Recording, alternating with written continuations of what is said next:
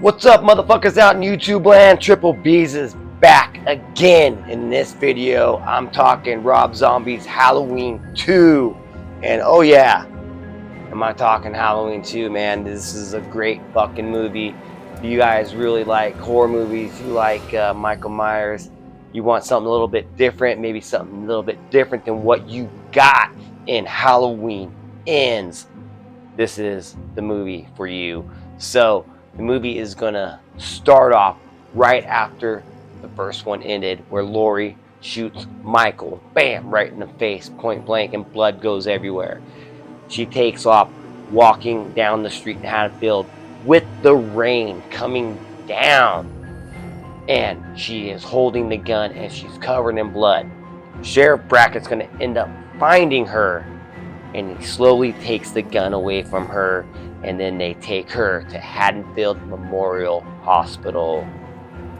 So after being in a brutal fight with Michael Myers, man, her hand's all busted up, she's got lacerations on her face, you know, she doesn't want to get put down, but she gets put on anesthesia, and she's gonna wake up in the middle of the hospital, and there's nobody around. And this really does kind of pay homage to John Carpenter's Halloween 2, where it's pretty much all set in the hospital. And in this Rob Zombie's version of it, it is really isolated. There's a nurse, and she's just at her station, but there's nobody else around. You know, Michael Myers ends up showing up, and he brutally kills the nurse, and he's grunting while he's at it. It is pretty damn scary. And now Scout Taylor-Compton's portrayal of Laurie is so great. I absolutely fucking love how she acts in this movie. And in the hospital scene, she has got like a fucking busted foot, so she's got, you know, cast on her foot, and she's just fucking walking, barely can walk. She's trying to get away. She falls into like a pool full of dead bodies, which was really gross. Didn't really need that scene in the movie, but it was a really gross visual to look at. She makes her way out of the hospital, and she's going, and she makes it to the security like little gate where they can let people in and out. And she gets into this little tiny room, and the song that's playing is fucking amazing. And the rain, the cinematography is fucking it's balls to the wall, dude. It's so good. And so she's hiding in this little tiny room, and she's under the desk, and you can see the mirror, and you can see Michael slowly walk by.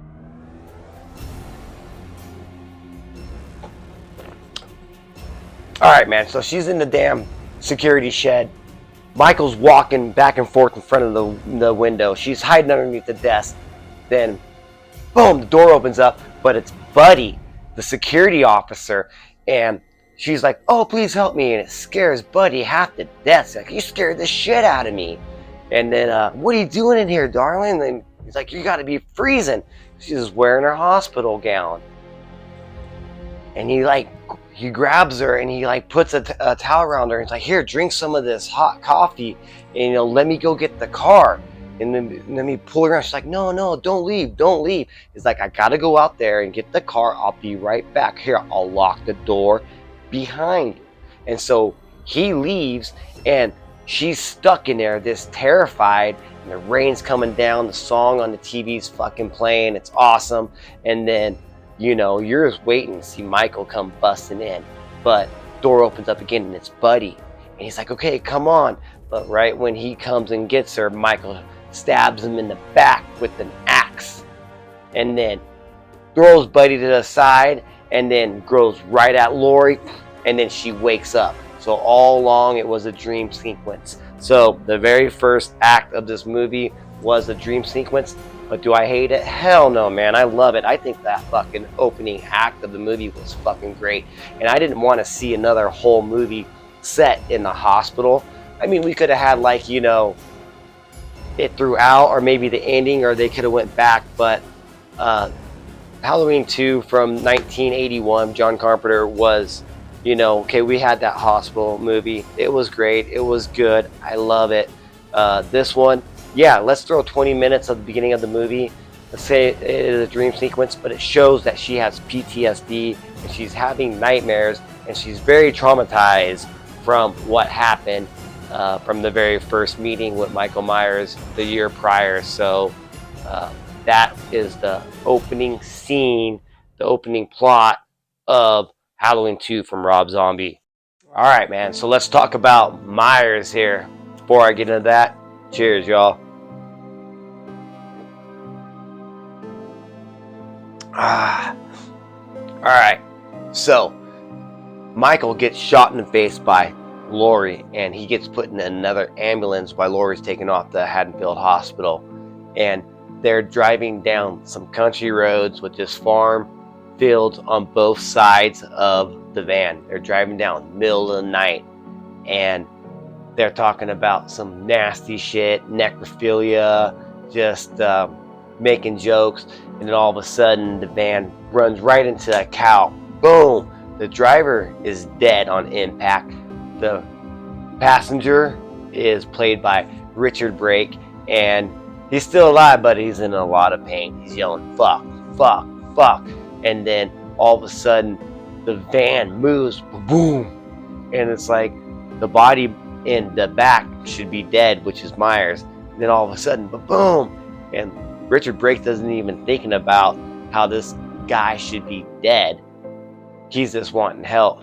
And then all of a sudden, boom, the back of the van doors just swing open and Myres get out. And when he gets out, the van lifts up. So this shows you how big Myres is in this film. And now Myres walks around the passenger side, and Richard Brake's like, help, help. And he looks up and he sees it's Michael Myres, and Myres grabs a piece of glass and saws through his neck and decapitates him. And then he's holding the head, and then he looks up and he sees his mom's ghost and a white horse and younger Michael himself. And he drops his murder weapon and he walks towards his mother and his younger self. That's like fucking really crazy to me, you know, like why is this in the movie? But then again, why is it not in the movie? You know, we got to have a little bit of depth, you know, in this story, and let's just throw, you know, a little bit of fucking, you know, what he's actually seeing and maybe what he's actually, you know, going through his head.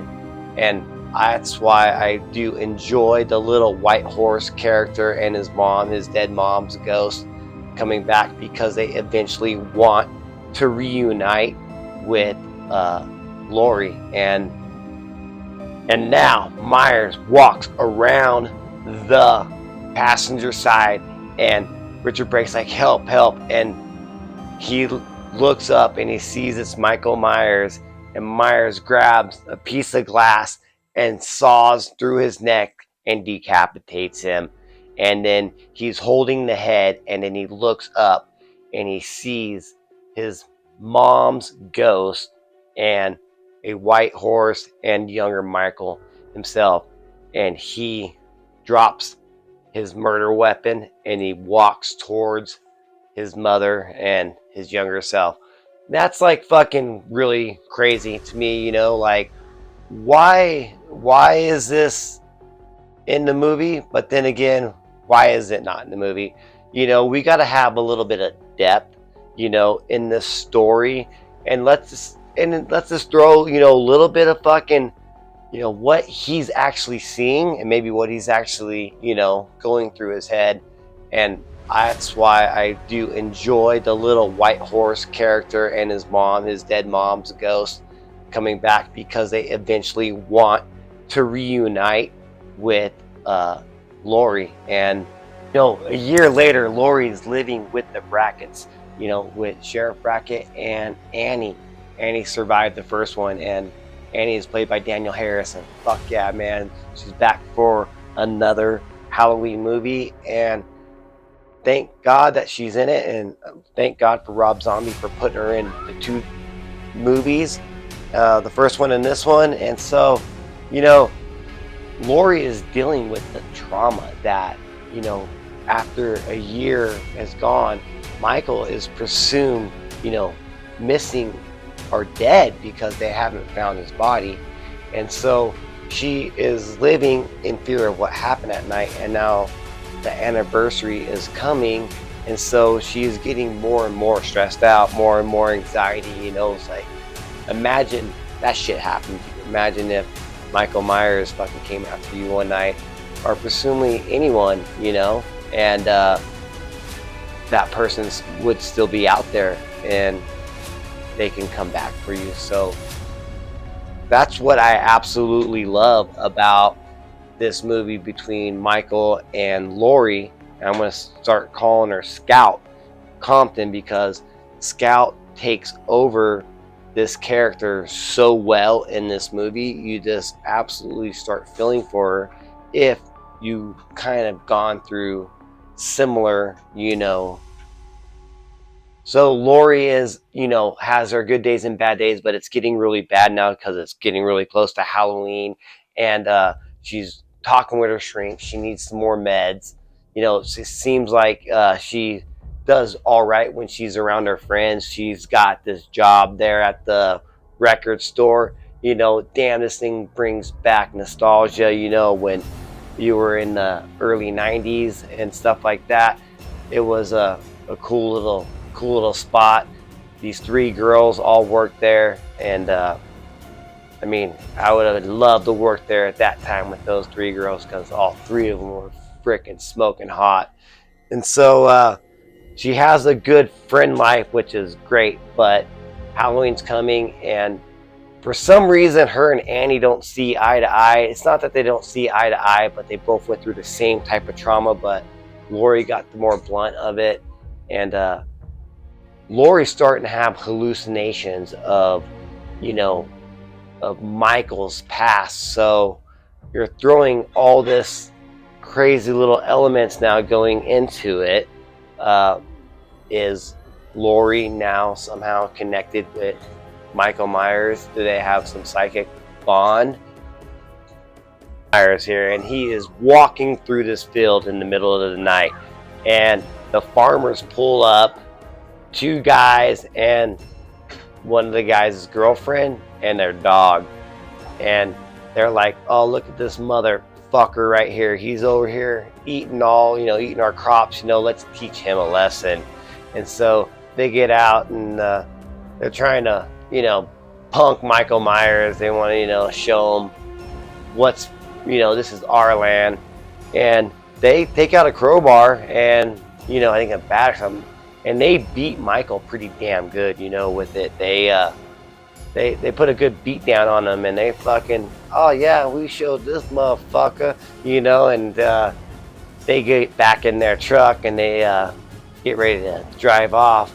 And then Michael stands up, and it's all dark, like in a cornfield, and you just see the headlights from the truck shining on Michael as he fucking puts on his fucking mask. And then the fucking cinematography in that scene is so amazing, and he just fucking goes right to the truck and he takes down them. Really fucking good kills. And after all this killing, he's hungry, and he looks at that dog. That dog's barking the whole time, and he grabs that knife, and the dog goes, whimpers. So now Michael is fucking journeying on his way to Haddonfield, and he's gonna end up getting to the strip joint where his mom worked, the Rabbit in Red, and they're closing down for the night. And the owner's with one of the strippers, you know, wanting to get down, and tells fucking Jeff Daniel Phillips, hey motherfucker, you know, go take out the trash. And so Jeff Daniel Phillips pretty pissed off, you know, telling the dude to get fucking enjoy the herpes, you know, from that stripper. You know, little fucking lines like this in this movie. And the side fucking scenes are so damn good. And with you got great character actors like Jeff Daniel Phillips in this is makes it so good. So he goes outside and, you know, fucking like, fuck that motherfucking owner, you know, fuck him. And then taking out trash, and he's talking to himself, and all of a sudden he sees Michael Myers standing there, and he's like, kind of like, what the fuck, startles him. And then he's just like, you know, acts all tough, Jeff Daniel Phillips, hey, you know, you boss don't want you bums out here, you know, fucking messing around, so get the fuck out of here. Hit the fucking bricks, Dorothy. And Michael steps on him, and he's like, stands back, and he's like, oh shit. But then how he acts, like, he's like, hey, you know, fucking he's like, get scared. And he's like, yo, I already fucking had to send some fucking jerk off to the emergency room fucking earlier tonight. Don't make me make it too. It's fucking so fucking funny. And then Michael just fucking wham, fucking bashes him, and then smashes his head in the ground. Fucking goes into the fucking strip club, busts in to, you know, the strip club owner, and fucking he's dressed as fucking Frankenstein, dude. So it's so, I mean, and he was in the commercial earlier in the movie. All right, I'm getting off fucking topic here, but fucking he ends up killing, not getting off topic, but telling more of the movie than I wanted to fucking say. I'm gonna probably edit some of this shit out, and but you know, you're gonna get fucked by the big fucking green Frankenstein. That shit's funny as hell. And then Myres comes busting in, and he does the same thing. He gets all scared but acts tough, but he grabs a gun, and then that shit doesn't fucking work. Fucking Michael fucking kills them both, and how he kills the stripper is fucking really fucking awesome. How he's slamming her head up against the mirror, and just like slowly every time she hit, it was more glass going into her face and her cheek, and then throws her down, and she's naked the whole time. Fucking, so, you know, at least in zombies Halloween movies, we got some fucking titties. And you know what? In John Carpenter's Halloween movies 1 and 2, we got some titties. Alright, so Dr. Loomis in this movie is pretty good, but he's different character than what Donald Pleasance played him as, and we can't never have another Donald Pleasance. So what they did, they kind of did a little left turn with him. He's out there promoting his book, you know, making money off of what happened. You know, he's really feels sympathetic for the families, but he's also trying to make a buck off of it. And so he releases his book on Halloween. And so, you know, how we just talked about Laurie and how she's been what she's been going through. She is walking by, you know, shopping this, and how the atmosphere in this movie really looks like October, and it looks like it's Halloween time. Every scene in it really it makes me really think of October, and the leaves falling on the ground, and it's the atmosphere is, you know, gray. It's so good. And she's, you know, walking around, and she sees the book, and she gets a little curious, and she kind of walks away, but then she goes back. She buys the book, and she reads it, and in the book it reveals that she is actually Michael Myers' sister, and her name's Angel. So Scout now, Laurie is fucking distraught. She just, you know, goes and tells her friends that, you know, she is Angel Myers. She is Michael Myers' sister. And she's like, my fucking life is fucked. So she's like, you know what? Her friends say, let's just stay home. Let's not go to the Halloween party. And she's like, hell no, I want to go get drunk. And so they go to this fucking badass Halloween party. And it is, you know, bam, bam, it's so fun. It was crude, and I can't remember, but I have their album, and I listened to it, and all these songs that are in this soundtrack are on it. They're really good rockabilly band, and fucking they got titties going, even more titties in this fucking Halloween party. You know, they're getting drunk. Her friend meets up, you know, with this wolf man. She goes over there to his van to get laid while they're dancing and it's having a great time. You know, it's time to leave. Laurie's just like, you know, they got to go. She's drunk. They can't find her friend because her friend got killed by Michael Myres out there in the woods. You know, that's what happens. So we got another kill by Myres.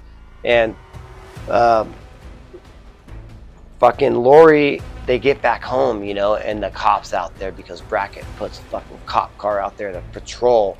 And, you know, Annie's supposedly inside. And let's get ready to talk about Annie. All right, man. Danielle Harris in this movie and in the franchise is absolutely amazing, gorgeous, beautiful. I love to see her grow up and in who she came today. She is just an awesome person. So Annie's in this one, played by Danielle Harris, and she gets, you know, her final payoff. I mean, her kill in the Halloween franchise. The scene is in slow motion and it cuts back to forth. There's this crazy sound track that's going on with it. It is fucking awesome. I mean, like, I shake when I watch. I get the chills. I want to get a tear in my eye, you know. And you don't really get to see what happens, but you get to see the aftermath of it. She is still alive a little bit after when, you know, Scout gets home with her friend. I can't remember her friend's name right off the top of my head. But so she finds Annie all bloodied and naked in the bathroom. And, you know, she dies in Laurie's arms. And so she kind of looks up and then you see Michael in the background. And it's just like, once again, it's on and fucking, he already killed the other friend. And so she takes off running outside to that cop car that's patrolling. That cop is dead. So now she's on her own. And it's the chase scene that we get, that we always should get. The final chase scene when Michael is chasing Scout, Laurie. And you know, when Brackett sees Annie's death, he's looking at his daughter and he's holding her, and the emotion that he gives, such great performance. Really, I've said it before and I'll say it again, one of the most greatest performance in the Halloween franchise was when Brad Dourif found Annie, you know, Danielle Harris's body dead. So, all right, man, let's get into the final, you know. So where we left off before, it was the chase scene. You know, Scout's gonna fucking flag down a car, and it's pizza guy or something, delivery guy. You know, she tries to get in. She gets in the car, but Michael shows up really fast, fucking flips the car over, and then Michael and Loomis start to square off as Michael stabs Loomis to death. As he does that and pulls the knife away, Brackett shoots him with the rifle and Michael goes down. And then Laurie is going to grab the knife and then apparently start to stab Michael, and somebody from the cop side shoot Laurie and she falls back, and then it fucking cuts. So that is one version. And other version is maybe, was it that Laurie actually starts stabbing Michael and kills him and then gets shot. So either way, Loomis and Michael's dead, and then Laurie's in a psychiatrical hospital, and the final shot is so awesome. It's this Love Hurts song, and it's playing real slow, and it's a slow motion tunnel scene, and it's slowly showing her face, and she has this really slow smile on it, and then you see why she's smiling, because the camera flips around and it's her ghost mother and the white horse and young Michael Myres. In credits. So Fuck yeah, dude. I love this fucking movie, and just love it so much because of the character development between Laurie and Michael, you know, and how their paths were always going to be intertwined together, and how they did kind of have a psychic bond, you know, between them, where she was the time where Michael was eating the dog and she was eating pizza, and she kind of tasted the dog. So, you know, let's think about our final ranking here. All right, man. So out of shock value, you know, it was really good. Originality was really good. Opening sequence, the hospital scene was great. Introducing, you know, Laurie, what happened after the whole, you know, year, and her trauma and PTSD. Same with Annie, and then Annie's death, and brackets betrayal. All these great scenes throughout the whole movie. I'm gonna give this movie a fucking 10. So fucking 10. This is a fucking perfect movie. Fucking love this movie. So if you haven't seen this movie, go check it out. If you've seen it and you hate it and you haven't watched it since, go check it out again and maybe take a different look at it, especially after all these different movies that came out. We got 13 movies in this franchise, so tell me what your favorite one is down in the comment section below. Hit the subscription button on the way out, and the likes, and you motherfuckers keep it whore. Triple B's is out. Halloween 2, Rob Zombie 10.